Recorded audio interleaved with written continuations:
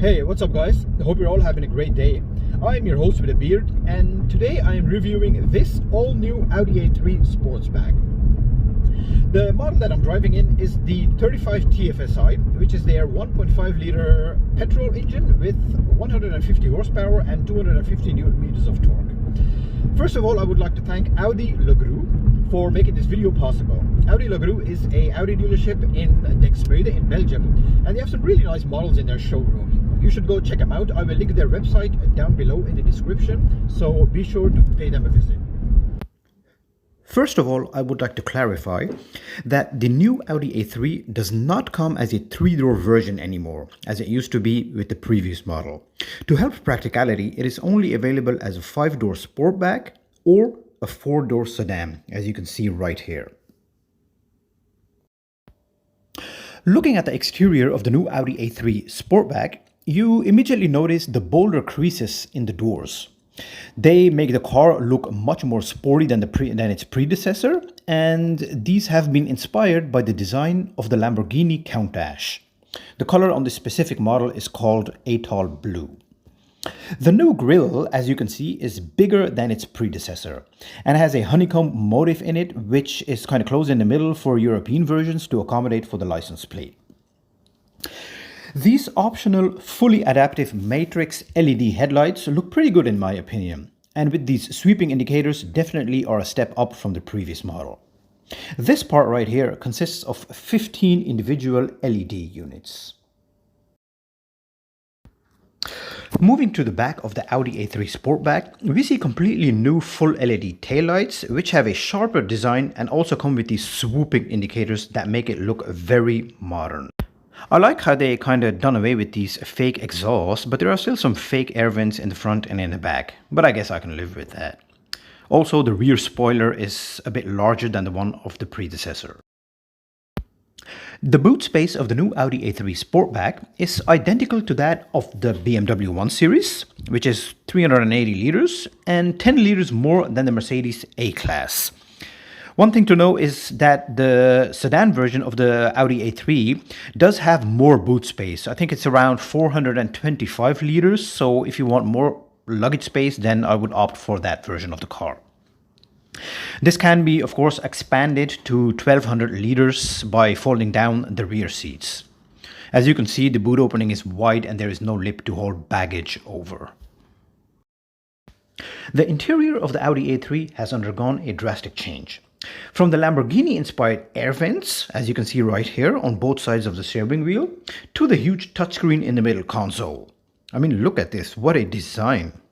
I especially like this stitching on the dashboard, which gives it a more upmarket feel. This car comes with a kind of metallic trim, which I do like over the gloss black. This beautiful S-Line sports steering wheel feels just right in your hands and looks over a 12-inch virtual cockpit with crisp graphics, and it is very clear and bright, and you can customize it to your liking. You can put your navigation screen in front of you, your radio stations, your fuel consumptions, etc. And all this you can experience while sitting in these beautiful S-Line sports seats, which provide enough support while driving. So both these screens are controlled by Audi's well-known MMI system. Moving to the touchscreen in the middle, it is decently responsive, but gone is the trusty swivel wheel which we used to control it with. Okay, the screen itself, it is large, it is clear, it is responsive, but I still would have liked the option of the wheel because I don't like to take my attention off the road for too long. But what I do appreciate is that at least the climate control in this car is still controlled by physical buttons.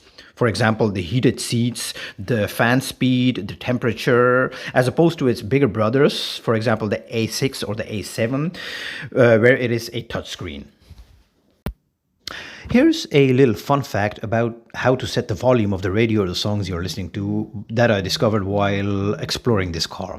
So when you look around, there is no volume knob or volume wheel or button that you can use. So there is this like round button right above the gear lever, which also functions as a touchpad. And when you move your finger on it in circular motion to the right or to the left, you can decrease or increase the volume to your liking. And this is pretty cool because I have not seen this on any other car before.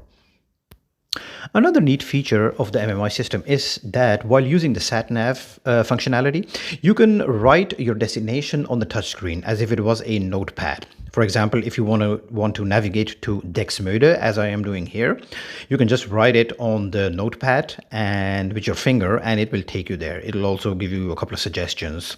Obviously, you can also use the voice commands to control the navigation system and enter your addresses, and that also works flawlessly.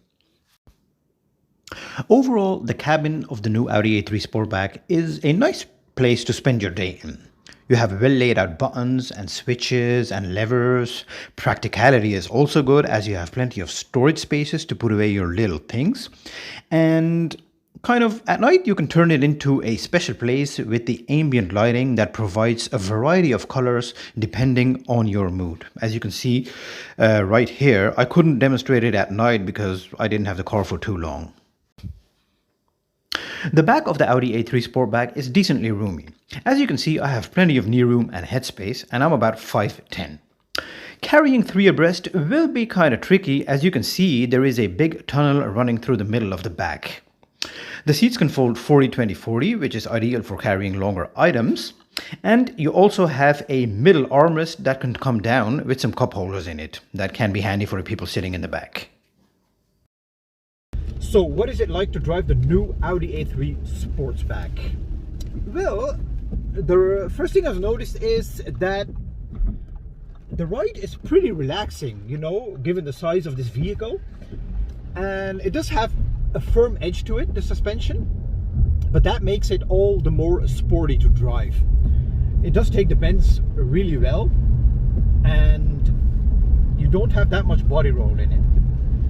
This being the 35 TFSI, so the 1.5 liter petrol with 150 horsepower and 280 Newton meters of torque, it is quite a punchy engine.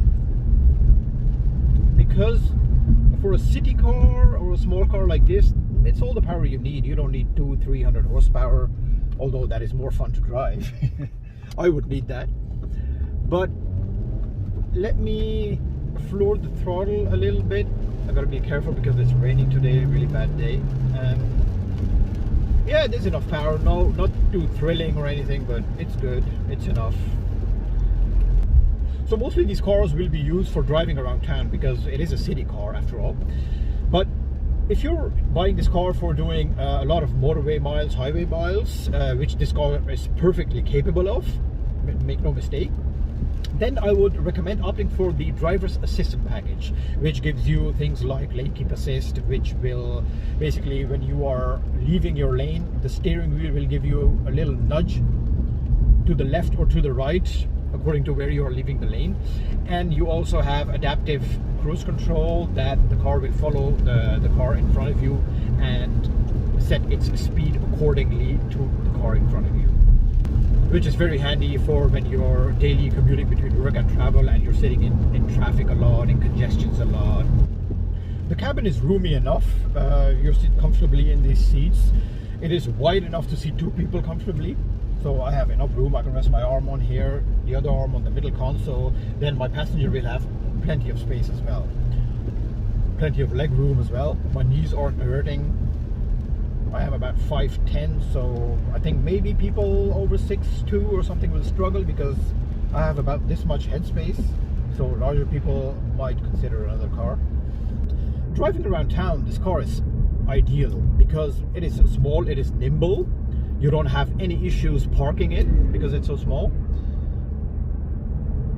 It's comfortable enough.